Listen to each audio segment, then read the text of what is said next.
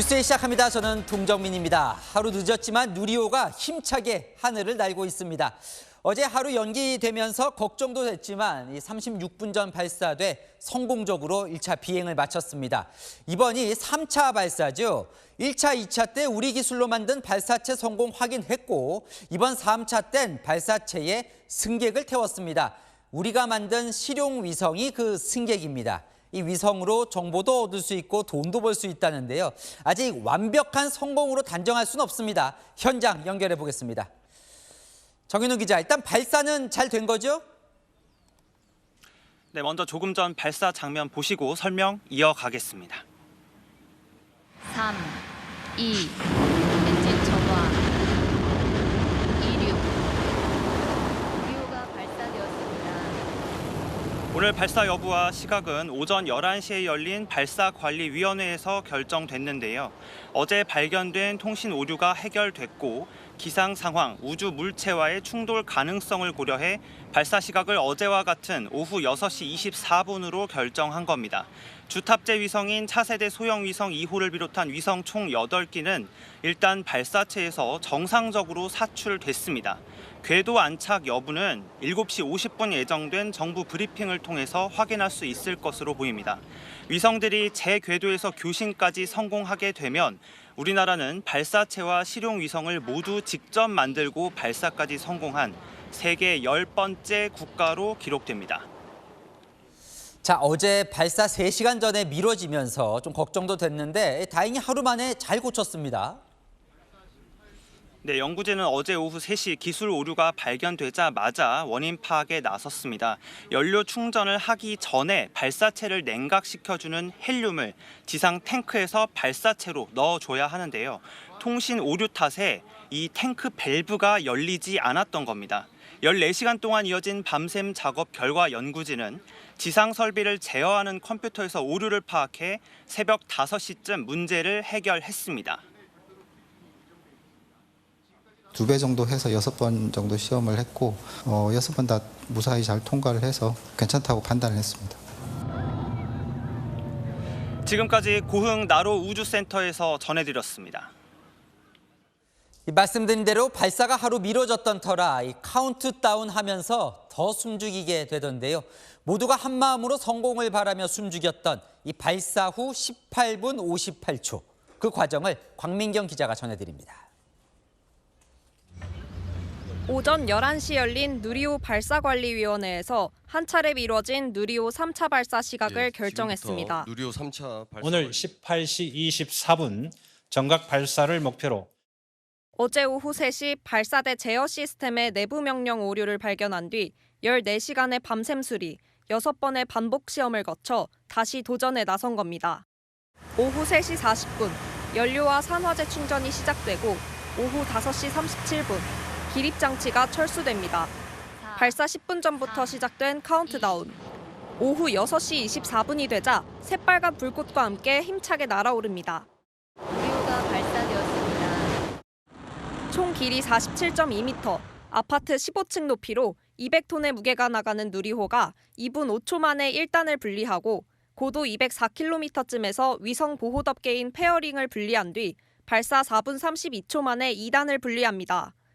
13분 넘게 순항하며 고도 550km에 도달하면 북극 해빙 탐지 등의 임무를 맡은 주 탑재 위성 차세대 소형 위성 2호를 분리합니다. 이후 지구 관측 위성과 우주 방사능 측정 위성, 우주 환경 관측 위성까지 7개의 큐브 위성을 20초 간격으로 밀어냅니다. 18분 58초 동안 포물선을 그리며 진행된 누리호의 3차 비행. 분리된 1단과 페어링, 2단은 우리나라에서 최대 2,804km 떨어진 필리핀 동쪽 태평양에 낙하했습니다. 연구진들도 긴장한 모습으로 누리호의 비행을 지켜봤습니다. 누리호와 함께 자력 우주 개발의 꿈도 날아올랐습니다. 채널A 뉴스 광민경입니다. 이번 3차 발사 때 누리호가 처음 태운 귀한 손님은 바로 8개 실용 위성입니다. 이 손님들을 목적지까지 잘 보냈는지 잠시 후 브리핑에서 발표가 되는데요. 여기까지 성공하면 이제 위성의 본격적인 특수 임무가 시작이 됩니다. 그 임무가 무엇인지 송정현 기자가 소개합니다. 누리호가 지상을 떠난 뒤 13분 3초. 주탑재 위성인 차세대 소형 위성 2호가 분리됩니다. 개발 기간 6년, 총 240억 원이 투입된 이 위성은 북극빙하의 움직임을 관측하는 임무를 맡았습니다. 우리 기술로 개발된 첨단 레이더를 최초로 탑재했는데 기상 여건에 관계없이 관측 영상을 확보할 수 있습니다. 안테나의 가로 길이만 5m에 달합니다. 5m가 넘는 안테나가 로켓에 탑재될 수는 없기 때문에 이를 접어서 수납하고 발사된 이후에 궤도상에서 정밀하게 전개하는 부분이 가장 핵심적인 부분 중 하나라고 할 수 있습니다. 이 때문에 소비 전력은 2.5kW, 에어컨 4대 규모에 이릅니다. 자체적으로 전기를 생산하도록 24시간 태양광을 받을 수 있는 여명 황혼 궤도에 올라타야 합니다. 우주 환경을 관측하는 도요셋은 4개의 쌍둥이 위성이 일정한 거리를 유지하며 태양을 바라보고 편대 비행합니다. GPS 위성의 통신이 두절된다던가 지연된다던가 그래서 그로 인해서 내비게이션이 불확실해지는 그런 일들이 발생을 합니다. 지구에 우리 인간 활동에 영향을 주는지 연구하기 위해서 이 도요셋 위성이 발사된 것입니다. 나머지 3개 큐브 위성도 우주 방사능을 측정하거나 우주 검증 영상을 찍고 지구 기상 현상을 관측합니다. 이번 발사에선 전체 무게 240kg, 소형 위성 8기가 우주 탐사의 꿈을 싣고 하늘로 향했습니다. 2025년 4차 발사에선 500kg이 넘는 차세대 중형 위성과 큐브 위성을 싣고 도전합니다. 채널A 뉴스 송정현입니다. 누리호가 하늘을 향해 힘껏 솟아오르는 모습을 직접 눈으로 본 이 고흥 우주발사 전망대에 모인 시민들 환호했습니다. 어제도 왔다가 연기되면서 다시 찾은 이들 공국진 기자가 만나봤습니다.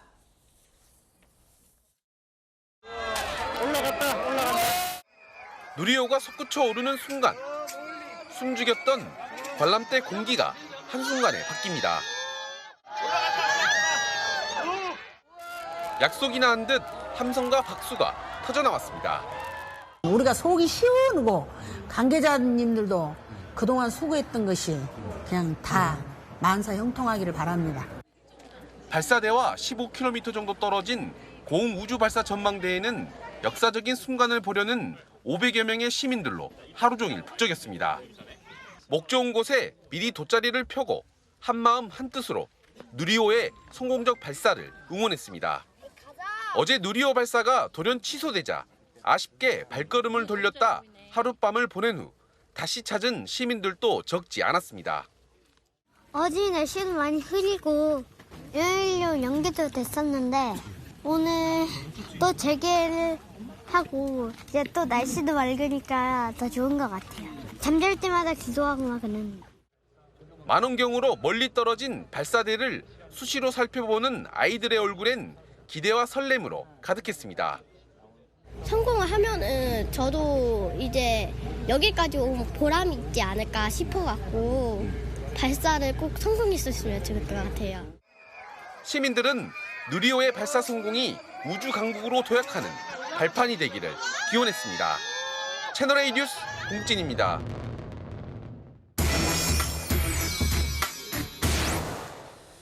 아는 기자 아자 시작합니다. 오늘은 특별히 이영애 과학동화 편집장과 함께 이 누리호 이야기 좀 나눠보겠습니다. 자, 어제 이제 하루 연기가 되면서 좀 걱정을 했는데 아주 큰 문제는 아니었나 봐요, 그죠?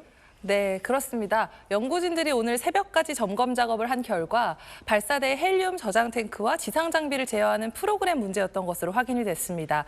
발사체 하드웨어 자체의 문제가 아니었던 덕분에 프로그램의 명령을 순서를 조금만 바꿔서 정상적으로 아주 무사히 발사할 수 있었습니다. 자, 이제 3차 일단 발사는 잘 됐습니다. 이번 의미를 좀 살펴볼 텐데 뭐 10번째 국가가 됐다는 것도 이야기가 나오던데 좀 설명을 해주시죠. 네, 앞으로 우리가 만든 위성을 우리 발사체에 실어보낼 수 있는 나라들을 스페이스 클럽이라고 하는데요. 그 네. 스페이스 클럽 10번째 나라가 됐다는 뜻입니다. 사실 무게가 몇 톤씩 되는 그 위성들을 다른 나라로 옮겨서 쏘려면 비용이 한 대에 한 400억에서 500억 원씩 듭니다. 돈을 내도 그 나라의 스케줄에 맞춰야 되고요. 실제로 이번에 누리호를 타고 올라간 도요셋은 원래 러시아 소유즈2 로켓에 실려서 작년 초에 발사하기로 돼 있었습니다. 그런데 국제 정세 변화로 러시아에 갈 수 없는 상황이 되면서 계속 그런 발사가 미뤄졌죠. 네. 그리고 앞으로 남은 뭐 다목적 실용위성 6호, 차세대 중형위성 2호도 러시아와 발사 계약을 했는데 계속 미뤄지고 있는 중입니다. 우리가 앞으로 2023년까지 쏘아올릴 위성이 17기 정도인데 이 중에서 일부만 누리호가 소화할 수 있다고 하더라도 경제적으로 큰 이득이 될 것이라고 생각합니다. 그러니까 지금까지는 러시아 가서 러시아 눈치 보고 러시아 일정도 맞추고 해야 되는데 이제 그럴 필요 없이 우리가 이제 원하는 시간에 쏠 수 있게 된 것 같은데 이번에 특징이 위성을 태운다. 이게 가장 큰 특징인 것 같아요. 이게 무슨 의미입니까? 네, 사실 똑같은 누리호처럼 보이지만 완전히 다른 게요. 누리호 3단에 위성 8기를 싣고 있습니다. 사실 지난 실용위성 사실 지난해 6월에 2차 발사 때는 누리호 3단을 목표 고도까지 올리는 데는 성공을 했습니다. 그런데 실용위성을 3단 로켓에 실어서 분리를 시도한 건 이번이 처음입니다. 작년에는 누리호 발사를 오후 4시에 했는데 올해는 6시 24분으로 바꾼 것도 이렇게 처음으로 싣고 올라갈 주 탑재체 차세대 소형위성 2호기의 스케줄을 맞추기 위해서였습니다. 네, 목표 고도인 550km 여명 환원 궤도에 올려놓기 위한 것인데요. 여명 환원 궤도는 지구의 그림자 경계를 도는, 즉 태양빛을 받는 일출 쪽과 받지 못하는 일몰 쪽 사이 경계를 도는 궤도를 말합니다. 네, 여길 돌면 좋은 점은 태양빛을 항상 받을 수 있거든요. 그래서 전력을 많이 쓰는 이번 위성이 원하는 궤도에 우리 누리호가 올려놨다고 보시면 되겠습니다. 주 탑재체 외에도 누리호 3단에는 실제 작동하는 위성이 7기나 더 실렸습니다. 이것을 20초 간격으로 충돌 없이 하나하나 내보내는 게 상당히 어려운 미션인데요. 누리호 발사를 총괄하는 고정환 본부장도 이게 처음 해보기 때문에 가장 신경을 써서 준비한 부분이라고 했는데 이번에 성공했기 때문에 누리호가 발사체 본연의 역할인 실용급 위성을 발사해서 올려놓는 역할을 할 수 있다는 걸 확인을 했습니다. 자, 일단 말씀하신 대로 발사는 성공한 걸로 보여요. 근데 뭐 아직까지 최종 성공이다. 이거는 뭘 보면 언제쯤 알 수 있을까요? 네, 누리호의 발사 성공을 판단하는 기준은 크게 2가지가 있습니다.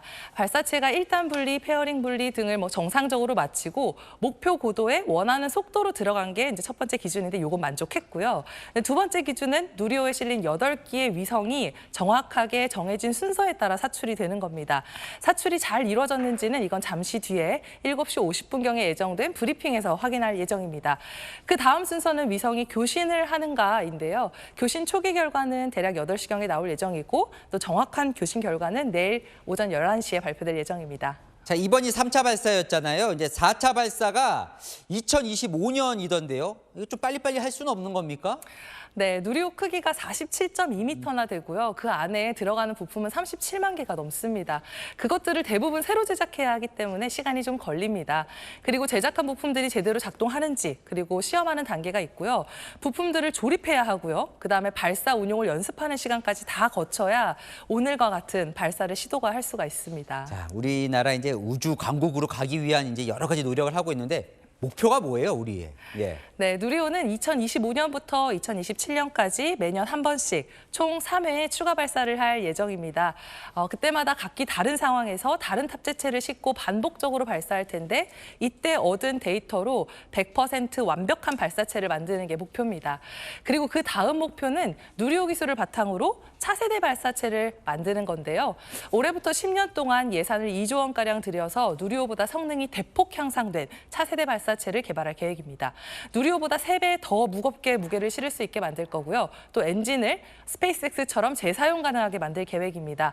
개발이 성공적으로만 이뤄지면 2032년에는 이 발사체로 우리나라의 달 착륙선을 달에 보낼 계획까지 세우고 있습니다. 아, 꿈 같은 계획이네요. 네, 잠시 후 7시 50분에 사출 관련해서 잘 됐는지 브리핑 들어오면 또 설명해 드리겠습니다. 네, 지금까지 과학동화 이영애 편집장이었습니다. 고맙습니다.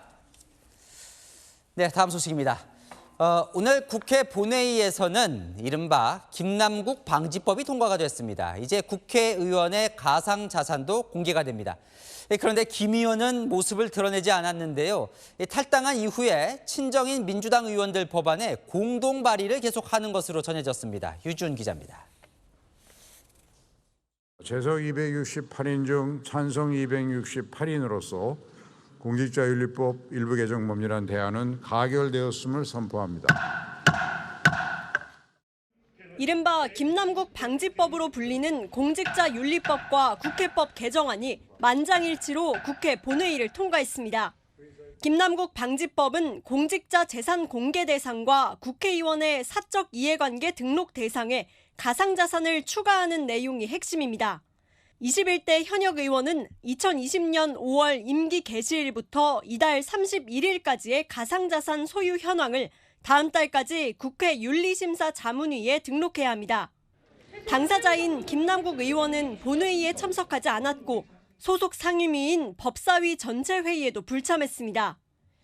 김 의원은 지난 14일 탈당 뒤 열흘 넘게 국회 회의에 불참하고 있습니다. 경기 안산 지역구 사무실을 찾아봤습니다. 네. 여기는 아예 지금 그 이유는 나타나지 않아요. 지역에서 활동하고 있다고 또 얘기가 있길래. 네, 가만 써봤어요.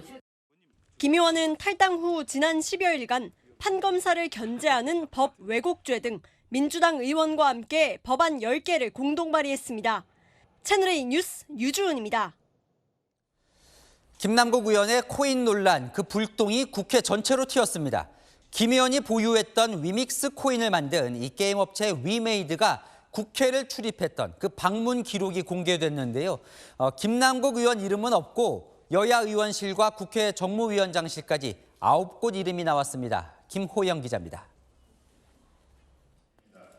국회 사무처가 김남국 의원이 보유했던 가상화폐 위믹스의 발행사 위메이드의 국회 출입 내역을 공개했습니다. 위메이드는 2020년부터 여당 3명, 야당 4명, 무소속 1명 의원실과 정무위원회 사무실 등 9곳, 모두 14차례 국회를 찾았습니다. 논란이 됐던 김남국 의원실 방문 기록은 없었습니다. 다만 위메이드 측이 국회 안내실에서 방문지 한 곳을 적고 출입한 뒤 다른 의원실까지 방문했는지는 확인이 불가능합니다. 그 방을 방문하는 경우도 있을 수 있고 다른 방을 방문하는 경우가 있을 수도 있습니다. 출입국은 전산상으로는 확인할 수는 없습니다. 위믹스는 지난해 12월 상장 폐지가 됐는데 전체 방문 횟수 중 70% 이상이 이 시기에 몰려 있습니다. 방문 대상은 주로 정무위원회 소속 여야 의원이었습니다. 정무위가 가상자산 소관 상임위인 만큼 상장 폐지를 막기 위해 분주하게 찾았던 것으로 추정됩니다. 출입 기록이 공개되자 여야에서는 다른 해석이 나왔습니다. 이경 민주당 부대변인은 김남국 의원실 방문 기록이 없다는 사실을 강조하듯 위메이드 로비 의혹을 벗었다고 주장했습니다. 하지만 김웅 국민의힘 의원은 로비를 하려면 기록이 남는 의원실에서 만나지 않는다고 반박했습니다.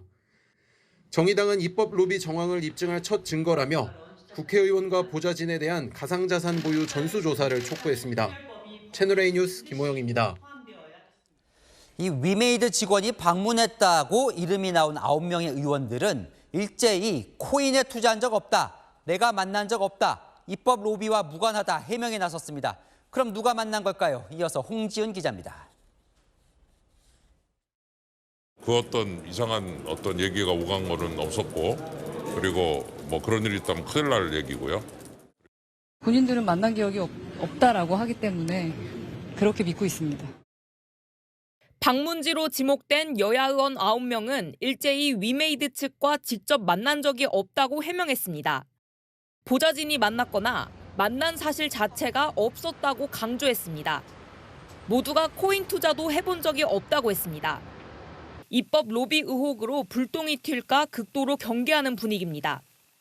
가장 많은 3차례 위메이드 측과 만난 국민의힘 윤창현 의원은 한 차례는 위믹스 상장 폐지에 관한 설명을, 2차례는 통상적 수준의 인사차 방문이었다고 했습니다. 역시 3차례 위메이드 측과 만난 국민의힘 허은하 의원은 10개월 뒤 메타버스도 가상자산을 활용할 수 있도록 한 메타버스법을 발의한 바 있습니다. 허 의원은 가상화폐와는 무관한 법안이라며 출입은 보좌진이 해줬지만 만난 기억이 없다고 한다고 설명했습니다.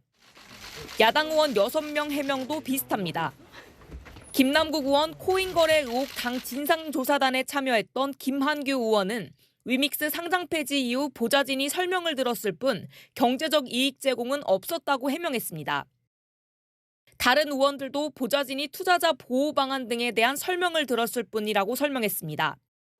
여야 모두 당 차원의 공식 입장은 내지 않았습니다. 채널A 뉴스 홍지은입니다. 네, 민주당 전당대회 돈봉투 의혹 사건에 연루된 윤관석, 이성만 의원의 구속영장이 청구되면서 국회 체포동의안 처리를 앞두고 있죠. 두 의원의 친정인 민주당 의원들을 상대로 영장 청구 전부터 부결해달라 구명 활동을 시작했습니다. 최수연 기자입니다. 민주당 전당대회 돈봉투 의혹 사건으로 구속영장이 청구된 무소속 윤관석, 이성만 의원이 민주당 의원들을 상대로 구명 활동에 나섰습니다. 이성만 의원은 최근 민주당 의원들을 찾아 윤석열 검찰의 기획수사다, 나는 결백하다, 재판에 가면 이긴다며 체포동의안 부결을 당부한 것으로 전해졌습니다. 윤관석 의원도 전화로 동료 의원들에게 결백을 호소한 것으로 알려졌습니다. 다수당으로 체포동의안 가결 여부에 키를 쥐고 있는 친정 민주당 설득에 나선 겁니다. 두 의원은 오늘 본회의에 출석했는데 수사의 부당성을 호소했습니다. 법정에서 다투어야 할 문제를 일단 막무가내식 인신 구속으로 해결하려는 검찰의 행태에 대해 분노를 넘어 참담함을 느낀다. 두 의원의 체포동의안은 6월 임시국회 첫 본회의에서 표결이 이뤄질 전망입니다. 지도부는 말을 아끼고 있는 가운데 친명계 내에서도 찬성표가 많이 나올 가능성이 높다, 현역 의원에 대한 구속은 절제해야 한다는 엇갈린 반응이 나왔습니다. 국민의힘은 가결을 사실상 당론으로 정하며 여론전에 돌입했습니다. 민주당이 정녕 높은 도덕성을 기치로 삼는 정당이라면 부도덕한 범죄 혐의를 받는 국회의원의 불체포 특권 즉각 포기하고 두터운 방탄부터 내려놓도록 해야 할 것입니다. 국민의힘 관계자는 이번에는 가결이 가능하다고 보고 있다며 다음은 이재명 대표가 되지 않겠냐고 압박했습니다. TVN 뉴스 최수리입니다.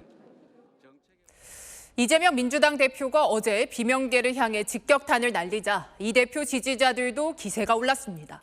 자, 비명계 의원을 만나는 원외 지역위원장까지 공격하고 나섰는데요. 비명계도 가만히 있진 않겠죠. 김유빈 기자가 취재했습니다. 이재명 대표 지지자들이 만든 민주당 경북 안동 예천 지역위원장 사퇴 촉구 포스터입니다. 안동은 이재명 대표 고향인데 비명계 박용진 의원과의 협약식을 진행한다는 소식에 실망했다며 취소를 요구하는 문자 공격이 시작됐습니다. 비명계 의원, 청년위원장들이 넘어 원외 지역위원장까지 공격의 대상이 된 겁니다. 정치권에선 이 대표 어제 발언이 영향을 미쳤다는 해석도 나옵니다. 이 대표는 비명계 이원욱 의원에게 공격 문자를 보낸 이가 당원이 아니었다는 조사 결과를 인용해 이 의원을 비판한 바 있습니다. 극렬 당원이다. 이재명 지지하는. 팬덤 결별 이래도 안 할래? 막 그랬는데 딱 조사를 해보니까 아니야. 모르는 사람이야. 당원도 아니에요. 이런 경우는 사실은 불필요하게 우리 내부 갈등의 요인이 됐지 않습니까? 친명계 서은숙 최고위원도 이원욱 의원을 겨냥해 상대를 악마화하다 보면 팩트에 근거하기보다 지나치게 과장된 생각을 할 수 있다고 지적했습니다. 비명계 의원들은 이 대표 발언은 본질을 벗어났다고 반발했습니다. 이거 가지고 뭐 진상을 파악하겠다, 조사하겠다, 이 관계에 대비하겠다라고 지도부가 나오는 것 같은데 이건 조금 적반하장 아니냐. 비명계 홍영표 의원을 포함한 민주당 의원 30여 명은 청년 정치인들에 대한 강성 지지층에 공격 중단을 촉구하는 서명운동을 벌였습니다. 결의문 채택도 시도했지만 의총에서 통과되진 못했습니다. 채널A 뉴스 김유빈입니다. 문재인 전 대통령의 외교 책사였던 문정인 전 세종연구소 이사장이 사임하는 날 장기 임대 사업 계약을 체결한 것으로 드러나 논란입니다. 외교부는 이 계약을 재검토할 뜻을 내비쳐서 전 정권과 현 정권의 갈등으로 비화될 조짐을 보이고 있습니다. 이다희 기자입니다. 문정인 전 세종연구소 이사장이 연구소 부지에 대형 복합 건물을 짓는 내용의 장기 임대 사업을 계약한 것은 지난 3월 14일. 사업비 전용 의혹으로 감사를 받던 문 전 이사장이 사임한 날입니다. 우선 협상 대상자로 아울렛 A사를 선정했고 추가 공개 입찰을 통해 최종적으로 A사와 약 6천억 원 규모의 사업을 체결한 겁니다. 임대 기간은 50년입니다. 이곳이 연구소 본관인데요. 이 건물을 허물고 지하 2층, 지상 4층에 복합 건물을 짓는다는 계획입니다. 연구소는 A사에 임대 기간을 최장 90년까지 가능하도록 했습니다. 문 전 이사장은 자신의 임기 전부터 사업이 추진됐고 계약 체결 역시 이사회의 결정에 따랐다며 독단적으로 권한을 남용한 것이 아니라고 반박했습니다. 최장 90년에 달하는 임대 기간도 손익분기점 등을 고려한 결과라고 해명했습니다. 그러나 주무관청인 외교부가 사업 재검토를 고려 중인 것으로 확인됐습니다. 문 전 이사장이 임기 마지막 날에 계약을 체결했고 이례적 임대 기간도 논란이 됐습니다. 외교부 고위 관계자는 채널A에 다음 달 1일 새 이사장 부임 후 해당 사업의 타당성을 재검토할 방침이라며 연구소의 재정난 타개를 위해 다른 방법도 함께 살펴볼 것이라고 밝혔습니다. 채널A 뉴스 이다혜입니다. 자녀 특혜 채용, 아빠 찬스 논란에 휩싸였던 중앙선관위 박찬진 사무총장, 송봉섭 사무차장이 끝내 사퇴했습니다. 국민의힘은 선관위원장 사퇴까지 요구하고 있습니다. 유승진 기자입니다. 중앙선관위 박찬진 사무총장과 송봉섭 사무차장이 자신의 자녀 특혜 채용 의혹으로 나란히 사퇴했습니다. 임기는 통상 2년이지만 임명 11개월 만에 물러난 겁니다. 박 사무총장과 송 사무차장의 자녀는 지방 공무원으로 재직하다 지난해와 2018년 각각 선관위에 경력직으로 채용됐습니다. 문제가 있으면은 그게 책임을 져야죠, 당연히요. 국민 눈높이에 맞지 않은 그런 부분에 대해서는 사과드립니다. 중앙선관위는 국민적 비판과 지적을 겸허히 수용하고 도의적 책임을 지고 사퇴한 것이라고 설명했습니다. 앞서 박 사무총장이 딸 경력 채용 서류를 셀프 결제한 사실까지 채널A 보도로 드러나면서 사퇴를 촉구하는 목소리가 커졌습니다. 국민의힘은 노태학 중앙선거관리위원장의 책임론도 거론했습니다. 선관위원장이 이 사태가 처음 불거졌을 때 당장 기관장으로서의 조치를 취했어야 마땅합니다. 그 점에 대해서 선관위원장은 분명히 책임이 있다는 말씀을 드리고 싶습니다. 현재까지 불거진 선관위 직원의 자녀 채용 의혹은 모두 6건. 선관위는 5급 이상 현직에 더해 퇴직자까지 전수조사에 착수했습니다. 선관위 관계자는 특혜 채용 의혹을 받는 자녀들의 거취에 대해서는 파악된 바 없다고 말을 아꼈습니다. 채널A 뉴스 유승지입니다. 민노총 건설노조의 광화문 1박 2일 노숙 집회 있었죠. 이번엔 금속노조가 대법원 앞에서 노숙 시위에 나섰다고 합니다. 현장 연결해 보겠습니다. 송진섭 기자, 이 퇴근길 시민 불편도 좀 우려가 되는데요. 어떻습니까? 네, 저는 지금 대법원 앞에 나와 있는데요. 제 뒤로 금속노조가 비정규직 임금 인상 등을 요구하며 모여 있습니다. 이들은 당초 문화재란 이름으로 사실상 집회를 열 계획이었지만 무대 설치가 제지되면서 농성으로 바뀐 겁니다. 금속노조는 1박 2일 노숙까지 예고한 상태로 경찰과의 대치 속에 팽팽한 긴장감이 흐르고 있습니다. 지난주 건설노조는 돗자리만 깔고 노숙했지만 오늘 금속노조는 대법원 주의로 아예 텐트를 치겠다고 예고해 충돌 우려도 나옵니다. 실제로 집회에 앞서 무대 트럭 설치를 놓고 노조와 경찰 사이 충돌이 빚어졌고 트럭 견인 조치와 함께 일부 노조원은 연행됐습니다. 경찰은 시위대에 2.5배가 넘는 400여 명을 대법원 주위에 배치했고 법원 내부 진입을 막기 위한 펜스도 담장을 따라 설치했습니다. 서초구청 역시 금속노조가 텐트를 설치한다면 철거 행정대 집행을 하겠다며 강경 대응 방침을 밝혔습니다.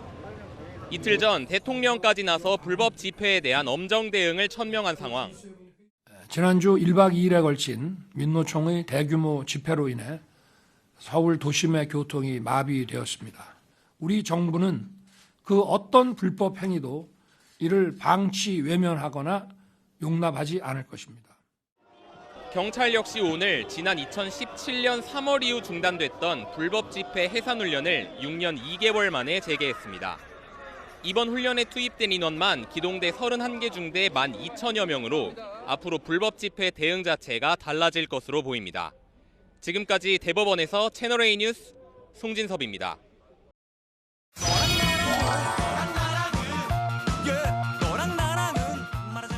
네, 야랑야랑 정치부 김민지 기자와 함께합니다. 첫 번째 주제 보겠습니다. 자, 말리는 법 누가 가려져 있을까요? 민주당 이재명 대표인데요. 최근 비명계로부터 이 강성 팬덤과의 결별을 요구받고 있죠.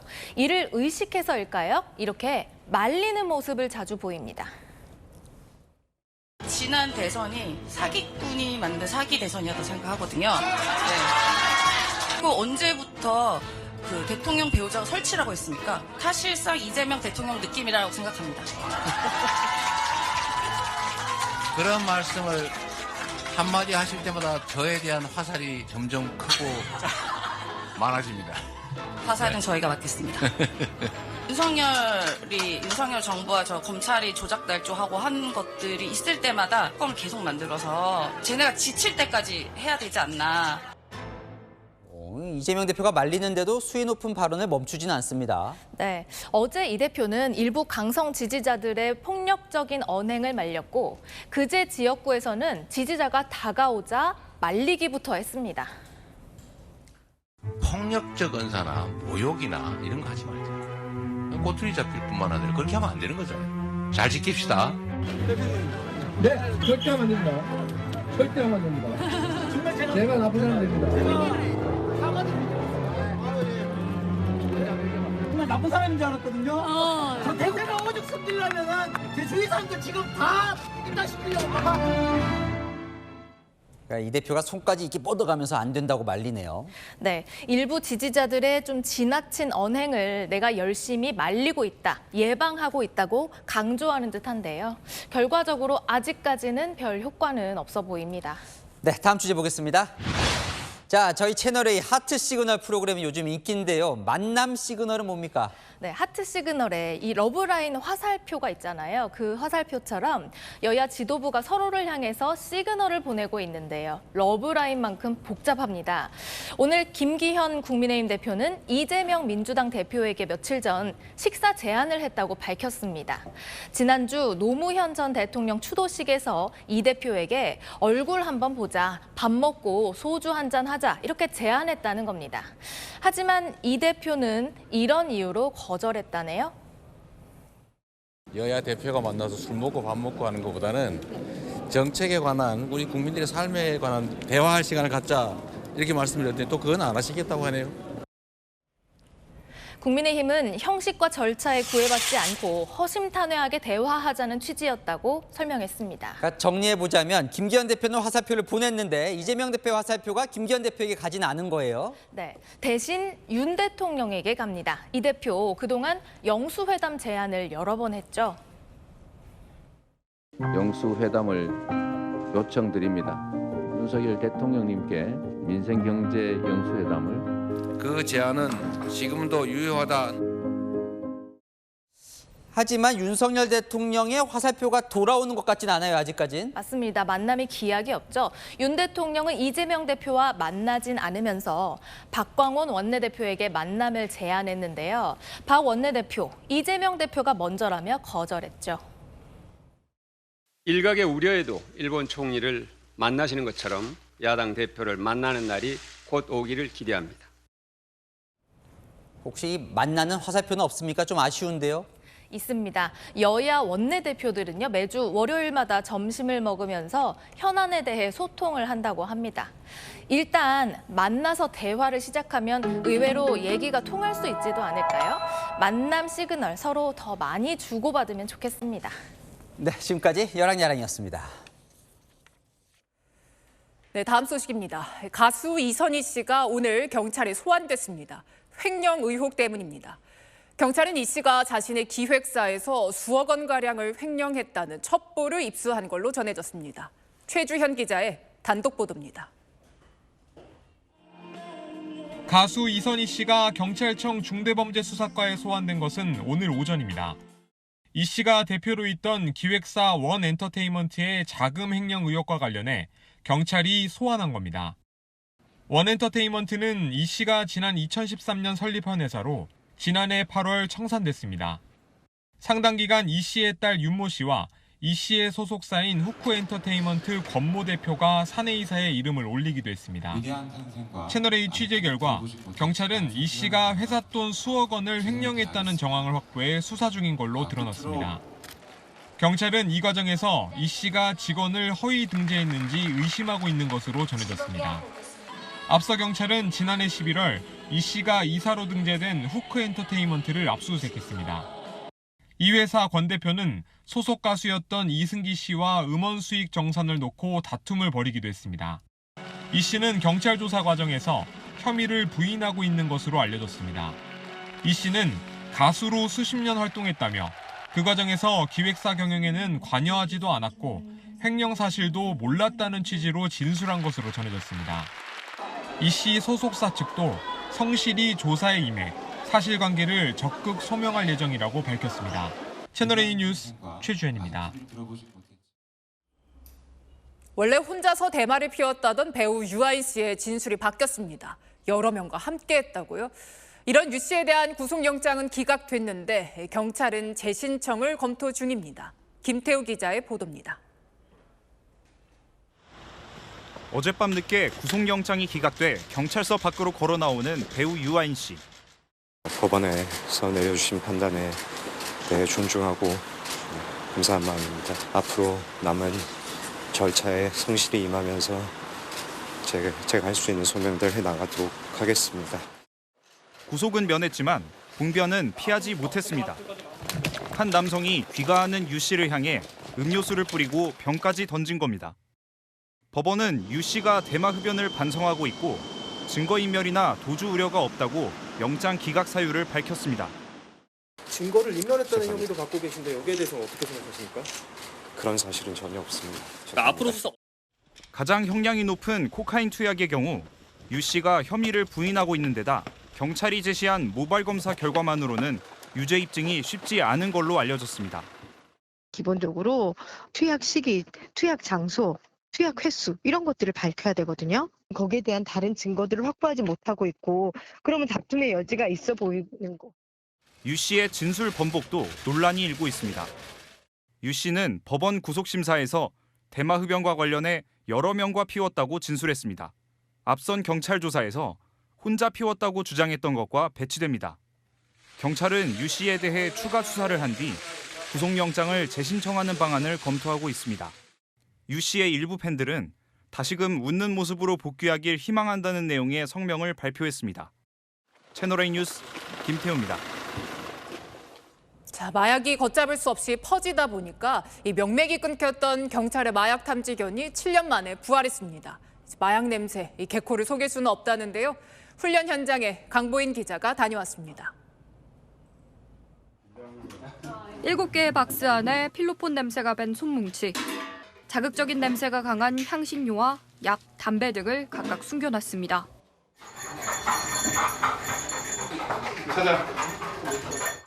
황금색 레브라도 리트리버가 망설임 없이 뛰어가더니 정확하게 필로폰 손뭉치를 찾아냅니다.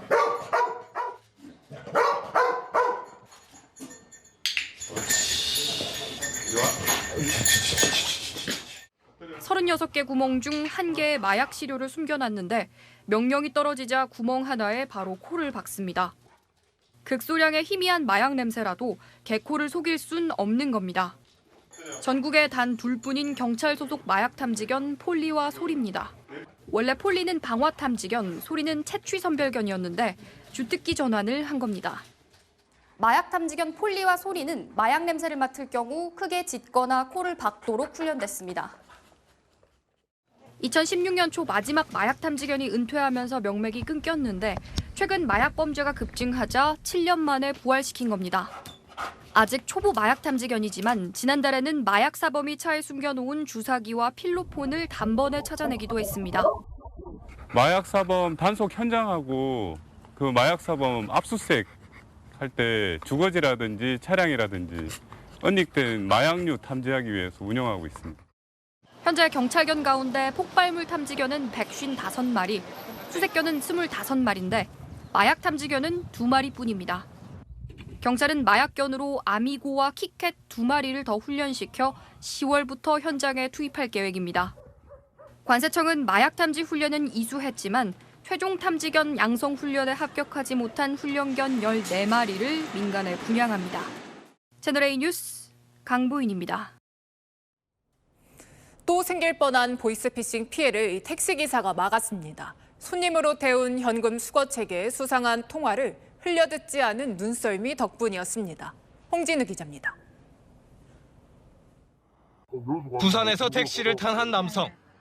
달리던 차 안에서 계속 전화를 받더니 갑자기 전남 여수에서 경남 함안으로 목적지를 바꿉니다.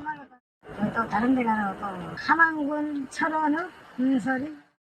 수상함을 느낀 택시기사는 승객이 잠시 기다려달라며 내리자마자 경찰에 신고를 합니다. 물건 받으러 간다고 갔는데 안 와서 밀게 신고를 전해놓습니다. 보이스피싱 수거책 같은 느낌이 들어서 신고주신 거예요? 네. 신고를 받은 경찰은 눈에 띄는 순찰차 대신 트럭을 끌고 와 잠복합니다. 택시 바로 뒤에서 바라보고 있습니다. 수상한 남성이 기다리고 있던 택시에 오르자 앞문을 틀어진 채 긴급 체포에 나섭니다. 사기 공범으로 저희가 긴급 체포하겠습니다. 보이스피싱 같은 경우에는 눈치가 참 빠릅니다. 그래서 우리 순찰차로 출동했을 경우에는 도망할 수도 있기 때문에 트럭을 타고. 경찰에 붙잡힌 60대 A씨는 보이스피싱 일당의 현금 수거책이었습니다. 택시를 대기시킨 채 근처에서 보이스피싱 피해자에게 현금 1,000만 원을 건네받고 되돌아가려던 길에 덜미를 잡힌 겁니다. 비싼 수업료를 내는 것 같은 느낌도 들었고, 저로서는 택시 기사분한테 진짜 대단히 감사하게 생각을 하고 있고. 경찰은 남다른 눈썰미로 검거에 공을 세운 택시 기사에게 감사장과 함께 신고 보상금을 지급했습니다. 채널A 뉴스 홍진우입니다. 자, 태평양의 휴양지인 괌이 지금 슈퍼태풍 마와르의 직격탄을 맞았습니다. 3천여 명 한국 관광객의 발이 묶여 걱정입니다. 현지 상황 어떤지 정다은 기자가 전하겠습니다. 엄청난 비바람에 주차된 차가 들썩이더니 연달아 2바퀴를 뒤집혀 돕니다. 지붕 판넬은 종이장처럼 뜯겨 날아갑니다. 어젯밤 최대 시속 225km의 바람과 집중호우를 동반한 태풍 마와르가 괌을 강타했습니다. 괌에 이처럼 강한 태풍이 온 건 2002년 이후 약 20년 만입니다. 침대가 흔들리더라고요. 그래서 그만큼 초강력했다는 거죠. 바람이었으면 역대급이죠. 집 자체가 막 흔들흔들 했었으니까. 야자수 등 나무는 꺾이거나 뽑혀 주차된 차들을 덮쳤습니다. 공원에 있던 동상은 발목이 꺾인 채 부러졌습니다. 관광객들이 머물고 있던 호텔에도 빗물이 들이닥쳐 바닥이 다 젖었고 천장이 뜯겨져 나가기도 했습니다. 괌 국제공항도 침수돼 다음 달 1일까지 폐쇄됐습니다. 현재 괌에 머물고 있는 한국인 관광객은 3천여 명. 방에 물이 가득 차서 이제 호텔 방이 있을 수 없어가지고 로비에서 다 같이 모여서 자는 상황이고, 애기 면허값도 다 떨어지고 비상신청도 떨어져 가가지고 어떻게 해야 될지. 온라인 카페엔 비행기 지연 결항 정보나 생필품을 살 수 있는 마트 정보 등을 묻는 글들이 올라오고 있습니다. 전기와 물 공급도 끊기면서 우리 교민 5천여 명도 불편을 겪고 있습니다. 외교부는 우리 국민의 인명피해는 현재까지 없는 것으로 파악했습니다. 태풍 마와르는 괌 해상을 지나 필리핀을 향해 올라가고 있습니다. 미국 연방정부는 미군 주요 주둔지이자 전략자산 근거지인 괌에 대한 긴급 지원을 발표했습니다. 채널A 뉴스 정다은입니다. 한국은행이 오늘 우리 경제 성장률을 올해 1.4%로 또 내려잡았습니다.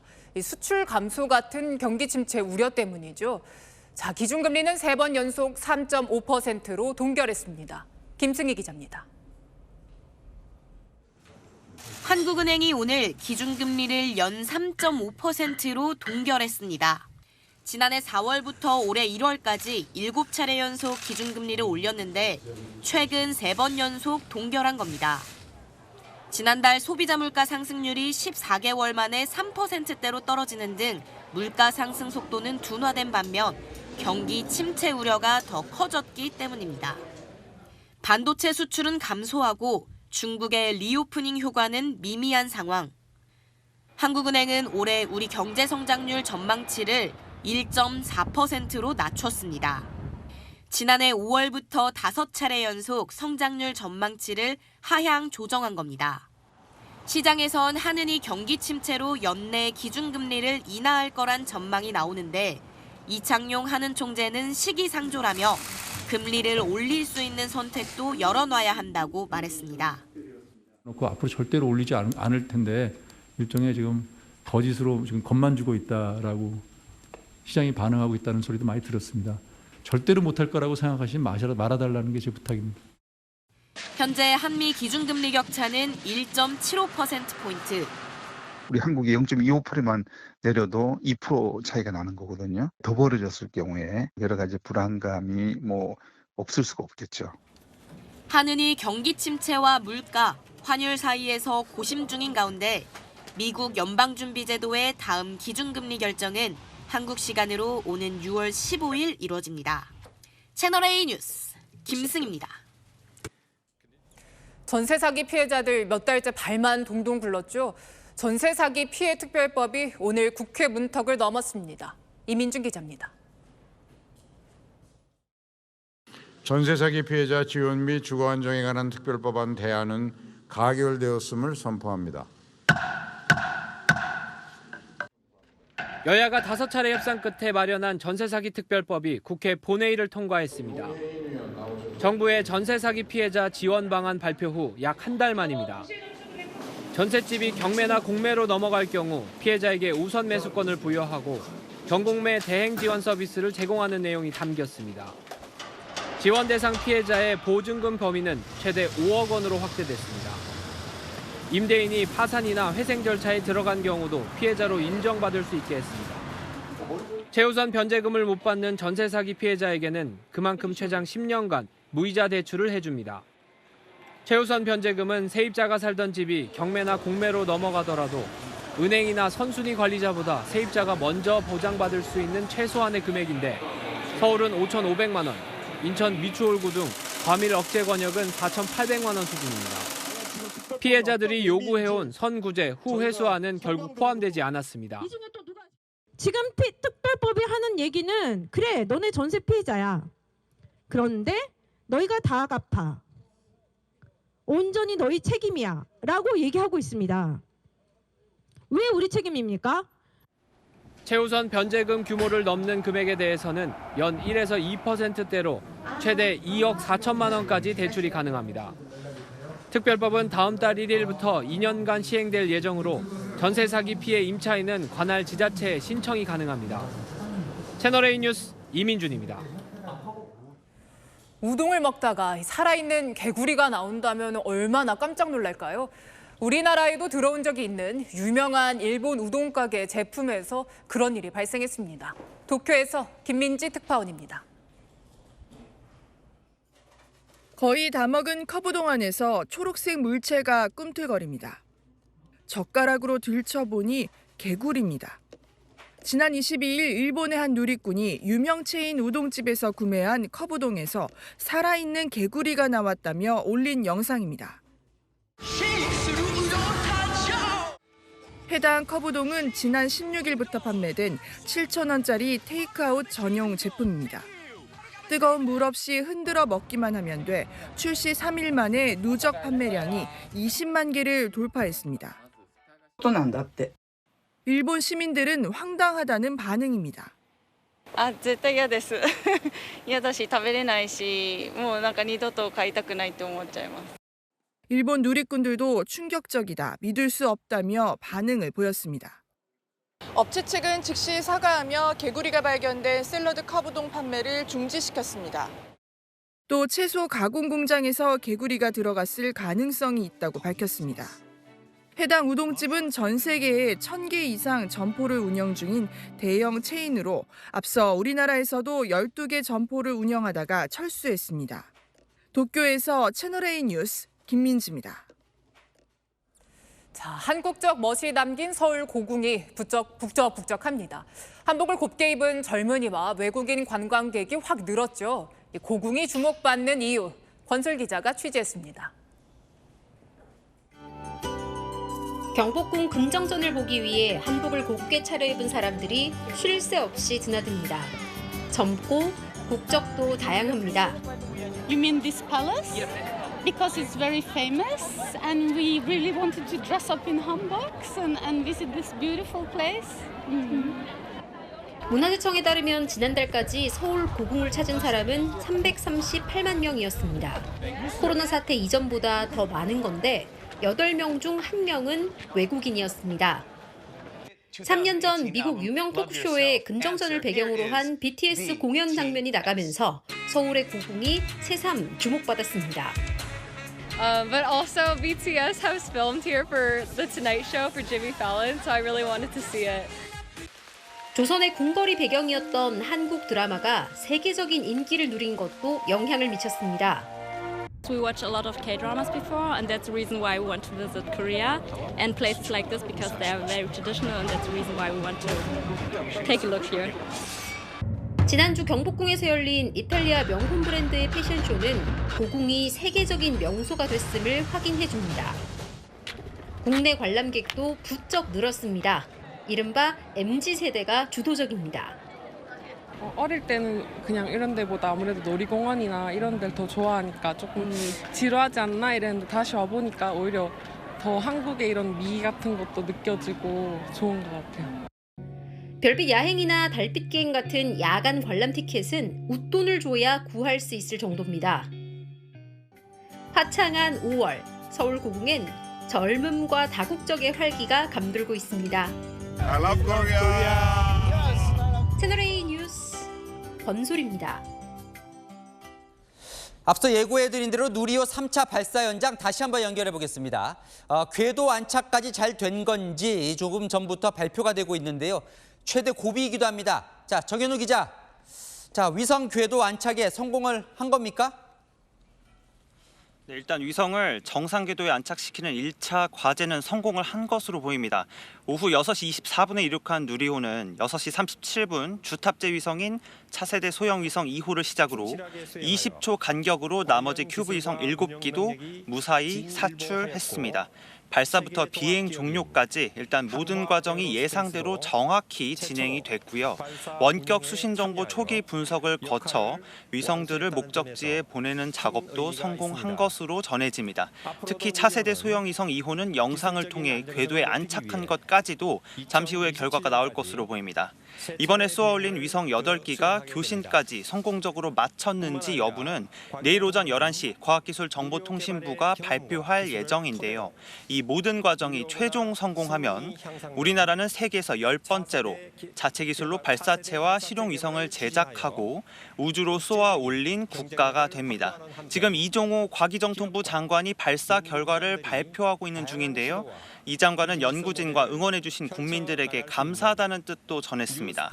다음 4차 발사는 2025년 항공우주연구원이 아닌 민간 기업인 한화 에어로스페이스가 발사를 주관해 민간으로의 우주기술 이전도 본격화될 예정입니다.